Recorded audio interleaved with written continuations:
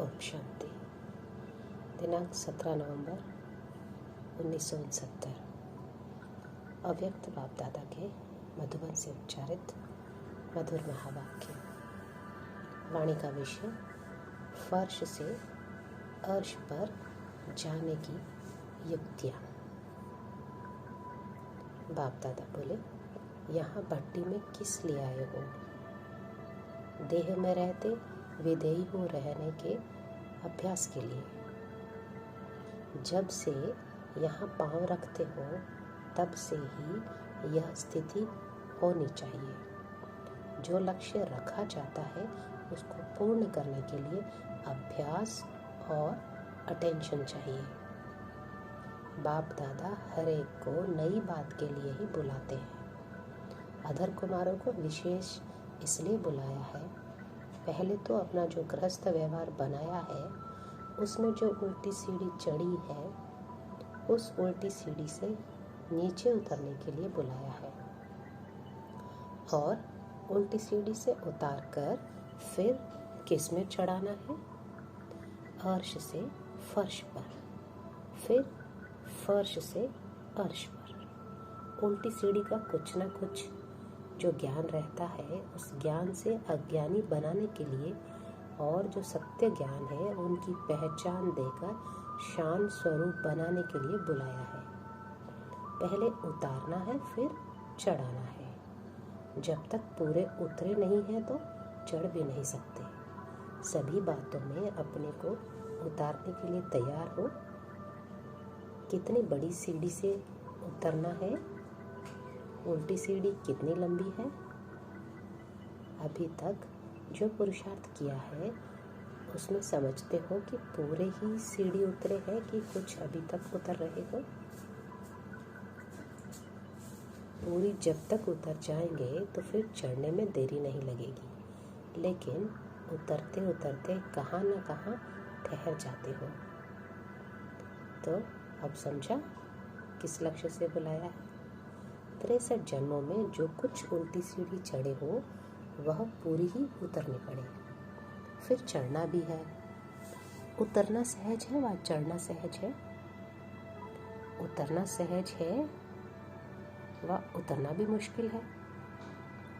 अभी आप जो पुरुषार्थ कर रहे हो वह उतर कर चढ़ने का कर रहे हो कि सिर्फ चढ़ने का कर रहे हो? कुछ मिटा रहे हो, कुछ बना रहे हो। दोनों काम चलता है ना।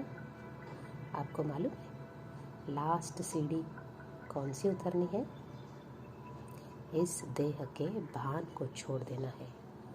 जैसे कोई शरीर के वस्त्र उतारते हो तो कितना सहज उतारते हो, वैसे ही यह शरीर रूपी वस्त्र भी सहज उतार सको और सहज ही समय पर धारण कर सको। किसको यह अभ्यास पूर्ण रीति से सीखना है। लेकिन कोई कोई का यह देह अभिमान क्यों नहीं टूटता है? यह देह का चोला क्यों सहज नहीं उतरता है? जिसका वस्त्र तंग टाइट होता है ना तो उतार नहीं सकते। यह भी ऐसे ही है। कोई ना कोई संस्कारों में अगर यह देह का वस्त्र चिपका हुआ है अर्थात तंग टाइट है तब उतरता नहीं है। नहीं तो उतारना, चढ़ाना व यह देह रूपी वस्त्र छोड़ना और धारण करना बहुत सहज है। जैसे कि स्थूल वस्त्र उतारना और पहनना सहज होता है, तो यही देखना कि यह देह रूपी वस्त्र किस संस्कार से लटका हुआ है। जब कभी संस्कारों से न्यारा हो जाएंगे तो फिर अवस्था भी न्यारी हो जाएगी। इसलिए बाप दादा भी कई बार समझाते हैं कि सभी बातों में इजी रहो। जब खुद सभी में इजी रहेंगे तो सभी कार्य भी इजी होंगे। अपने को टाइट करने से कार्य में भी टाइटनेस आ जाती है। वैसे तो जो इतने समय से पुरुषार्थ में चलने वाले हैं उन्हों को अब बहुत ही कर्तव्य में न्यारापन आना ही चाहिए। अभी इस भट्टी में जो भी टाइटनेस है वह भी, और जो कुछ उल्टी सीढ़ी की पौड़ियाँ रही हुई है वह उतारना भी, और फिर लिफ्ट में चढ़ना भी। लेकिन लिफ्ट में बैठने के लिए क्या करना पड़ेगा? लिफ्ट में कौन बैठ सकेंगे? बाप के लिए सारी दुनिया में लायक बच्चे ही श्रेष्ठ सौगात है। तो लिफ्ट में चढ़ने के लिए बाप की गिफ्ट बनना और फिर जो कुछ है वह भी गिफ्ट में देना पड़ेगा। गिफ्ट देनी भी पड़ेगी और बाप की गिफ्ट बनना भी पड़ेगा, तब लिफ्ट में बैठ सकेंगे। समझा? अभी देखना है, दोनों काम किए हैं, गिफ्ट भी दी है और गिफ्ट बने भी है। गिफ्ट को बहुत संभाला जाता है और गिफ्ट को शोकेस में सजा कर रखते हैं। जैसी जैसी गिफ्ट वैसी वैसी शोकेस में आगे आगे रखते हैं। आप सभी भी अपने आप को ऐसी गिफ्ट बनाओ जो लिफ्ट भी मिल जाए और इस सृष्टि के शोकेस में सभी से आगे आ जाओ। तो शोकेस में सभी से आगे रहने के लिए अधर कुमारों को 2 विशेष बातों को ध्यान में रखना पड़ेगा। शोकेस में चीज रखी जाती है, उसमें क्या विशेषता होती है? तो किसी ने कहा अट्रैक्टिव। एक तो अपने को अट्रैक्टिव बनाना पड़ेगा और दूसरा एक्टिव। ये दोनों विशेषताएं खास अधर कुमारों को अपने में भरनी है। यह दोनों गुण आ जाएंगे तो फिर और कुछ रहेगा नहीं। कहाँ कहाँ एक्टिव बनने में कमी देखने में आती है। तो इस भट्टी से विशेष कौन सी छाप लगा कर जाएंगे? यह 2 शब्द सुनाया, अट्रैक्टिव और एक्टिव। अगर ये छाप लगा कर जाएंगे तो आपकी एक्टिविटी भी बदली होगी। जितने जितने यह छाप व ठप्पा पक्का लगा कर जाएंगे उतनी एक्टिविटी भी पक्की और बदली हुई देखने में आएगी। अगर ठप्पा कुछ ढीला लगा कर जाएंगे तो फिर एक्टिविटी में चेंज नहीं देखने में आएगी। यह तो सोना था ना, भट्टी में आना अर्थात अपना रूप रंग दोनों बदलना है। भट्टी में जो चीज़ आती है उनकी जो बुराई होती है वह गल जाती है। जो असली रूप है, असली जो कर्तव्य है वह यहाँ से लेकर के जाना। वह कौन सा रूप है? क्या बदलेंगे?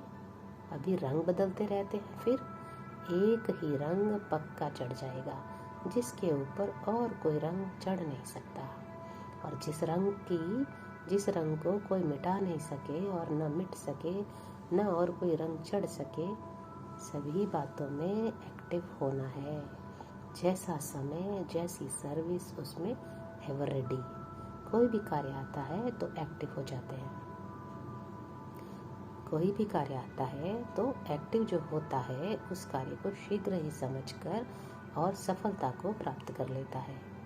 जो एक्टिव नहीं होते तो पहले कार्य को सोचते रहते हैं, सोचते सोचते समय भी गवाएंगे, सफलता भी नहीं होगी। एक्टिव अर्थात एवर रेडी, और वह हर कार्य को परख भी लेगा, उसमें जुट भी जाएगा और सफलता भी पालेगा। तीनों बातें उसमें होगी। जिसमें भारीपन होता है उनको एक्टिव नहीं कहा जाता। पुरुषार्थ में भारी, अपने संस्कारों में भारी, उनको एक्टिव नहीं कहा जाएगा। एक्टिव जो होगा वह एवर रेडी और इजी होगा।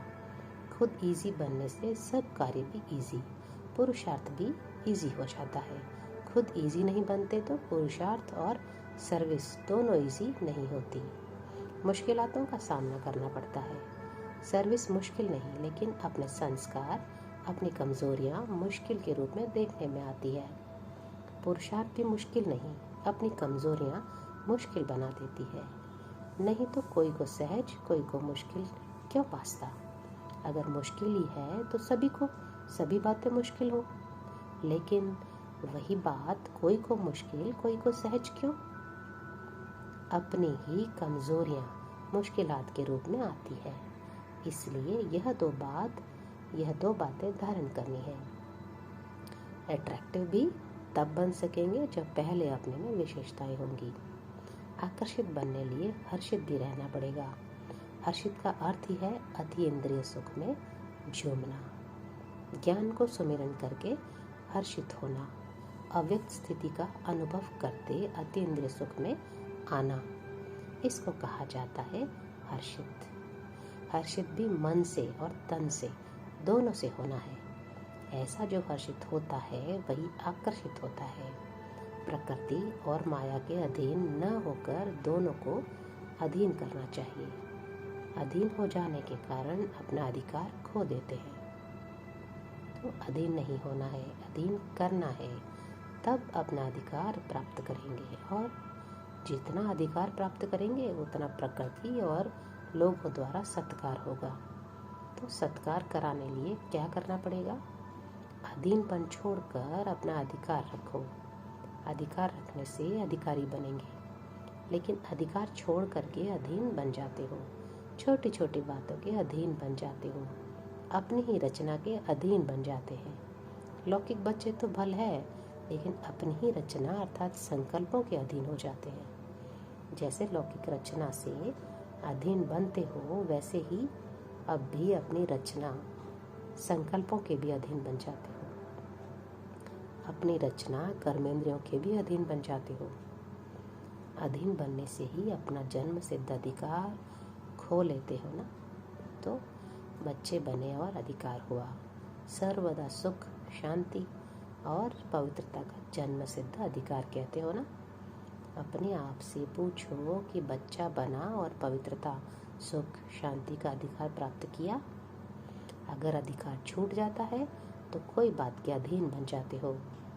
तो अब अधीनता को छोड़ो, अपने जन्म सिद्ध अधिकार को प्राप्त करो। यह जो कहते हो कब प्रभाव निकलेगा? कब प्रभाव निकलेगा? यह प्रभाव भी क्यों नहीं निकलता? कारण क्या? बाबा बोले, क्योंकि अब तक कई बातों में खुद ही प्रभावित होते रहते हो। तो जो खुद प्रभावित होता रहता है उनका प्रभाव नहीं निकलता। प्रभाव चाहते हो तो इन सभी बातों में प्रभावित नहीं होना। फिर देखो कितना जल्दी प्रभाव निकलता है। अपनी एक्टिविटी से अंदाज़ा निकाल सकते हो। ऐसा सौभाग्य सारे कल्प में एक ही बार मिलता है। सतयुग में भी लौकिक बाप के साथ रहेंगे, पारलौकिक बाप के साथ नहीं। 84 जन्मों में कितना श्रृंगार किया होगा, भिन्न भिन्न प्रकार के बहुत श्रृंगार किए। बाप दादा का स्नेह यही है कि बच्चों को श्रृंगार कर शोकेस में सृष्टि के सामने लाए। जब सभी संपूर्ण बनकर शोकेस अर्थात विश्व के सामने आएंगे तो कितने सजे हुए होंगे। सतयुग का श्रृंगार नहीं, गुणों के गहने धारण करने हैं। अच्छा, ओम शांति।